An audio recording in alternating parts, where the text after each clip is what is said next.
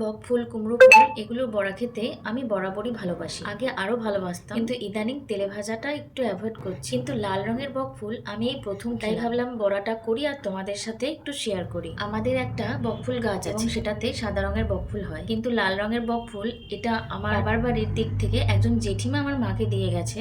আমার মা অনেকদিন আগে এই ফুলগুলো আমাকে দিয়েছিল, কিন্তু অভিষেক যেহেতু খায় না তাই আমার একার জন্য আর করা হয়নি। অনেকদিন ছিল ফ্রিজে, আজ ফ্রিজ থেকে বের করে দেখলাম একটু কুচকে কুচকে গেছে পাতাগুলো, তাই ওপরে কোচকানো পাতাগুলো আর গর্ভকোষের চক্রটা ফেলে দিয়ে একটা পাত্রে সুজি নিয়েছি 1 চামচ, আর 2.5 চামচ মতো আমি চালের গুঁড়ো নিয়েছি। এর মধ্যে অ্যাড করেছি কাঁচা লঙ্কা, ধনেপাতা, লবণ। তারপর ওই ফুলগুলোকে দিয়ে ভালো করে মাখিয়ে নিয়ে একটা পাত্রে তেল গরম করে একে একে ফুলগুলোকে দিয়ে নিয়েছি। এবার ফুলগুলো যখন একটা দিক হয়ে গেছে আবার উল্টে দিয়েছি, দুটো দিক হয়ে গেলে নামিয়ে নিয়েছি। এভাবে আর একবারও করে নিয়েছি। এগুলো খেতে আগে ভালো লাগতো, কিন্তু বর্তমানে আমার ওয়েটটা অনেকটাই বেশি হয়ে গেছে বলে এগুলো খাওয়া আমি একদমই বাদ দিয়ে দিয়েছি। এখানে আমি আতপ চাল আর সুজির ব্যাটারটা একটু পাতলাই করেছি, আর একটু ঘন করা যেত, কিন্তু আমার মনে হলো একটু পাতলাটাই ভালো লাগবে তাই পাতলাই করেছি। এখানে বকফুলের লাল পাপড়িগুলো তেলে দেওয়ার সাথে সাথেই কালো হয়ে গেছে দেখলাম। ব্যাটারের এক্সট্রা অংশটা আমি তেলে দিয়ে এরকম একটা বানিয়েছি, আমার মাকেও করতে দেখেছি তাই আমি করলাম। বকফুল বড়াগুলো খেতে খুব ভালো হয়েছিল। আজ এই পর্যন্তই, ভালো থাকবেন সবাই।